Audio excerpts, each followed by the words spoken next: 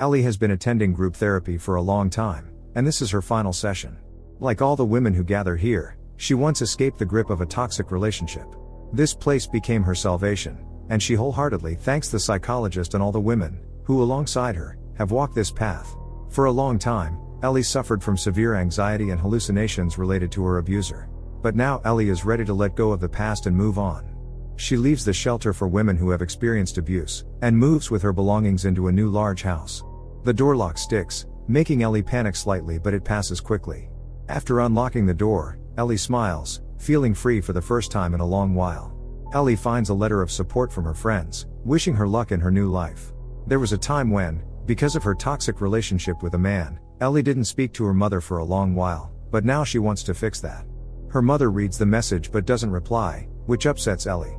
At night, she tosses and turns in bed, unable to fall asleep. Failing to find a comfortable position, Ellie makes herself some tea, when suddenly she is seized by a wave of anxiety. She thinks someone is standing at the door. Ellie slowly approaches, seeing the silhouette of a man. Her panic intensifies. The next day, Ellie goes to a psychotherapy session and shares her experiences. She had hoped that all of this was behind her, but the hallucinations haven't completely disappeared. Dr. Murphy explains to Ellie that her past, however painful, will always be a part of her. Often psychological trauma leaves a lasting mark for the rest of one's life. Dr. Murphy advises the patient to find a new hobby and make new friends, this way she can distract herself and take control of her life. Ellie listens to the advice and returns to work. She is a secretary at a law firm. Ellie's colleagues congratulate her on this big step. Despite her lack of experience, Ellie hopes to get a position as a legal assistant and asks Charlotte, her friend and colleague, to pass along her resume to the boss.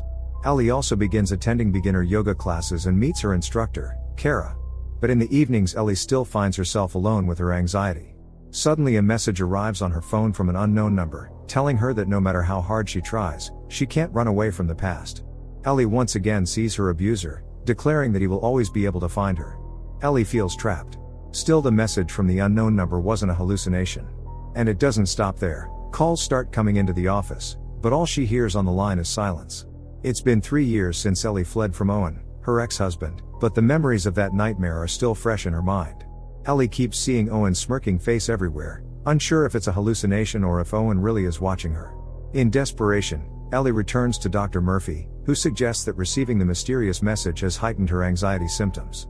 The doctor explains that relapses are normal in her condition and writes a prescription.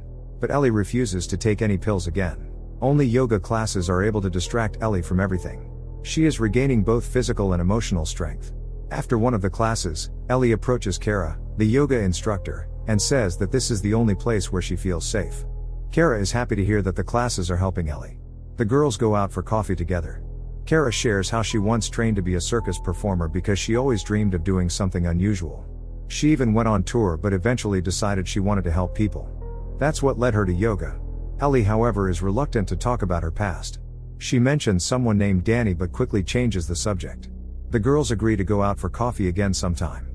At her next session, Ellie tells Dr. Murphy about her new friend. Soon Ellie agrees to look after Charlotte's son, Jaden. Charlotte is in the middle of a divorce but has already found a new boyfriend. Ellie continues spending her free time with Kara. The two girls grow closer. Life seems to be getting better, but suddenly Ellie receives another message from an unknown number. The mysterious sender knows she has made new friends and warns her to beware of old ghosts. Ellie calls the unknown number, but it's disconnected. She is certain someone is watching her, and there's a strong chance it's Owen. But Ellie is absolutely unwilling to go to the police, believing that if she stays calm, Owen will eventually get bored and leave her alone. Charlotte strongly advises Ellie to change the locks and stay alert. Noticing that something is bothering Ellie, Kara suggests going to the park to do some painting. But the activity doesn't calm Ellie. Instead, it stirs up emotions tied to her past.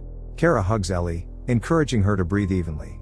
But Ellie pulls away, feeling uncomfortable in anyone's embrace. Ellie's painting turns out very dark. Ellie says that it's not who she really is. The real her is supposed to be someone else. Charlotte has a boyfriend named Damien who is a police officer, and Ellie can reach out to him at any time. But for now she doesn't want to go that far. Over the weekend, Ellie decides to throw a small party at her house. Kara arrives first and gives her a journal she can use to share her thoughts and feelings. Ellie is puzzled as to how Kara knows her last name, since Ellie only uses it at work. This fuels her paranoia. Kara explains that she knows the last names of everyone who attends her yoga classes, but Ellie clearly remembers never providing hers. The tense conversation is interrupted by Charlotte, who suggests they all have a drink. Damien joins the girls as well. Kara comments that she thought it was going to be just a girls' night, so Damien's presence feels out of place. An awkward silence follows. To break the tension, Damien suggests they all just have fun. However, the fun doesn't last. For the first time, Ellie opens up to Kara about her past. She lives in this big luxurious house now, but it's not hers. It was given to her by one of the women's shelter sponsors. Kara asks Ellie why she didn't go back to her family. Ellie explains that Owen made her choose between him and her mother. And she chose him. That tore her apart from her mom. Damien advises Ellie to install a security system. She thinks it's a good idea, but Kara claims that those systems often do more harm than good, since hackers can steal all the data. Charlotte is clearly irritated by Kara and doesn't hide it. The girls start arguing, and Ellie is forced to step in. She understands that both Kara and Charlotte care about her, but she is capable of deciding what's best for herself. Charlotte pulls Ellie aside and tells her that something is off about Kara. Charlotte has a bad feeling, and they barely know anything about Kara. But Ellie refuses to hear it. She doesn't want to ruin her friendship with Kara. Charlotte and Damien leave, and Kara stays with Ellie. Kara shares something she hasn't told anyone before. She was also in an abusive relationship once. The two girls aren't that different, except Kara's ex-husband passed away. When Kara tries to kiss Ellie, she pulls away, recalling what Dr. Murphy said about trust taking time. On the other hand, Ellie feels a kindred spirit in Kara, and the following weekend, the two of them rent a cabin out of town. Kara is someone who makes Ellie feel at peace. Kara often talks about her mom and brother, who are both gone. She never thought she'd meet someone who had been through the same pain. And now Kara feels a deep connection. The girls spend the whole day chatting, drinking wine and eating pizza. When Kara falls asleep, a call from Owen comes through on her phone. Panicked, Ellie wakes her up and demands an explanation. Kara claims she barely knows the guy. They supposedly met recently at a bar. Ellie says that Owen is her ex. Kara thinks Ellie shouldn't avoid Owen, she should make him pay for what he's done. But Ellie doesn't want anything to do with that, she just wants Owen gone from her life for good. Meanwhile, Owen keeps calling Kara. Back home, Ellie finds the front door unlocked. She calls out loudly to see if anyone's there, walks slowly inside and suddenly comes face to face with her mother. They hug for a long time. It turns out that after their argument, Kara contacted Ellie's mother and asked her to come. The woman, who planned to stay for just one night, urges her daughter to call Kara, saying friends like that are hard to find. Ellie is genuinely happy her mom came. The woman jokes that Ellie should really fix her lock. At the office, Charlotte again tries to convince Ellie to stop seeing Kara. None of them really knows anything about her. And it seems suspicious that Ellie started receiving anonymous messages right after meeting Kara. But Ellie asks Charlotte to stay out of it. Just because Charlotte doesn't like Kara doesn't mean she's involved in the messages. Suddenly Ellie notices a terrifying message on her computer screen. But how could it have gotten there? When Owen shows up right at her house, she screams that he's not real and locks herself inside. Owen tries to convince her to open the door so they can talk calmly. Ellie, panicked, keeps repeating that he should go away. In the kitchen, she finds a bouquet of black roses and a note saying she has nowhere to hide. Owen breaks into the house before Ellie can call the police. He tells her that if she had real friends, they would have come to her, but she doesn't, which means no one loves her.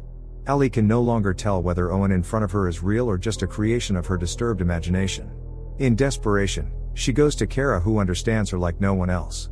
Ellie feels like she's losing her mind, unable to tell nightmare from reality. Kara tells Ellie that as long as Owen is alive, she'll never know peace. So the only way to be free is to get rid of him forever. Late at night, Ellie leaves Dr. Murphy a voicemail, asking him to prescribe her the medication. In the morning, Ellie finds a message painted across her windshield with a warning to stay away from her. But from whom exactly? Later, Charlotte shows Ellie a video message received from an unknown number. Someone broke into their house during the night. And Charlotte is certain it was Kara, who managed to hack their security system. Ellie says Owen came to her yesterday. Charlotte is puzzled why Ellie didn't call her. Ellie says she called Kara because only with her does she feel safe. Noticing her resume in Charlotte's folder, Ellie realizes Charlotte never gave it to her boss. Charlotte tells Ellie she wasn't ready for that kind of responsibility. But Ellie no longer wants to speak to Charlotte, who acts like everyone needs her approval. Ellie is deeply upset, but she doesn't have much time to dwell on it, because another message pops up on her work computer, telling her not to trust anyone. A message also arrives on her phone from Kara, asking to meet tonight. Kara promises a surprise. Ellie arrives at the address, confused about whose house it is.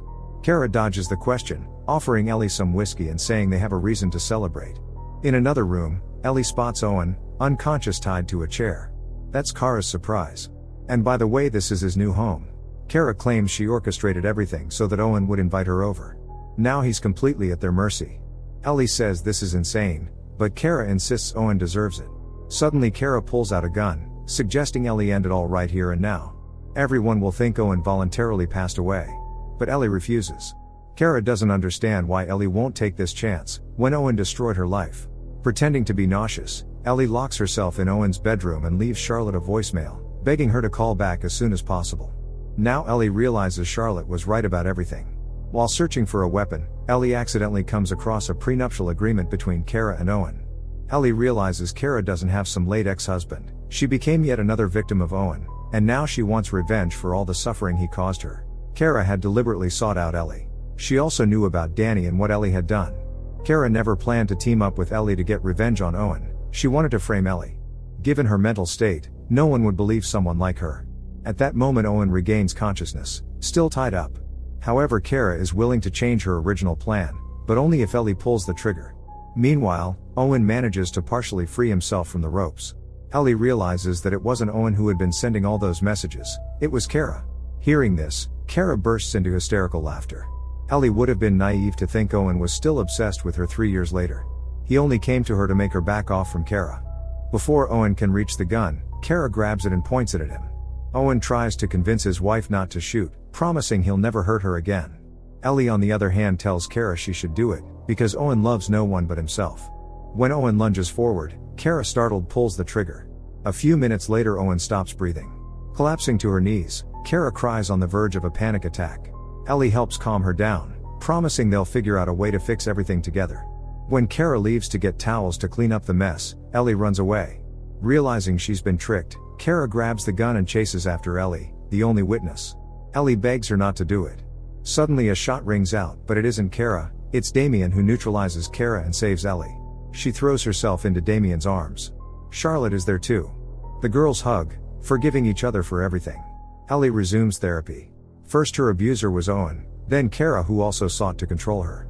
But from now on, Ellie refuses to be a victim.